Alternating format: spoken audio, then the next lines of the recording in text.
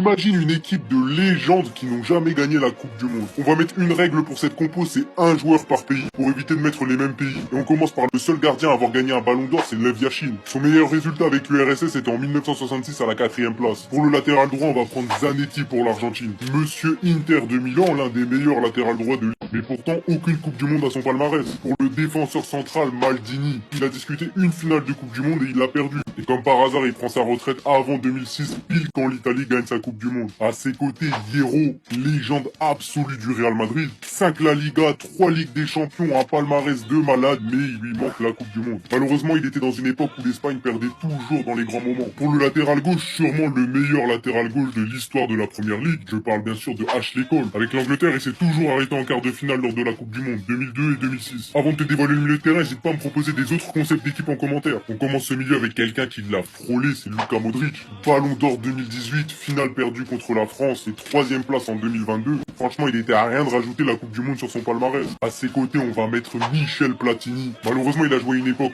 trop tôt. La France a gagné la Coupe du Monde en 1998, mais au moins il avait ramené l'Euro en 1984 où il avait été le patron. Pour finir ce milieu, je vais finir avec De Bruyne. Le seul moment où la Belgique pouvait gagner la Coupe du Monde, c'était en 2018, avec la génération dorée, les Hazard, Lukaku, Courtois. Mais cette génération est finie, donc je pense qu'il ne gagnera jamais la Coupe du Monde. Bon, pour l'attaque, c'est du lourd, j'ai utilisé pas mal de pays, mais il m'en reste en réserve. Notamment le Pays-Bas, on va s'en servir pour mettre Cruyff à gauche. À son époque, le Pays-Bas a disputé 2 finales et malheureusement Cruyff a perdu les 2. Et on va pas se mentir, c'est l'une des plus grandes légendes sans Coupe du Monde. Pour l'ailier droit, on va mettre Gareth Bale. Il a tout gagné en club, mais avec le Pays de Galles, c'était compliqué d'aller chercher un trophée à l'international. Pourtant, quel joueur, vraiment. Et pour finir cette équipe, je vais finir avec quelqu'un où en vrai, c'est pas fini. Il peut peut-être aller chercher sa Coupe du Monde. Et ouais, je parle de Cristiano Ronaldo. C'est le seul trophée qui lui manque. Et franchement, le Portugal a un effectif solide. Dis-moi si tu penses que Ronaldo peut encore gagner la Coupe du Monde.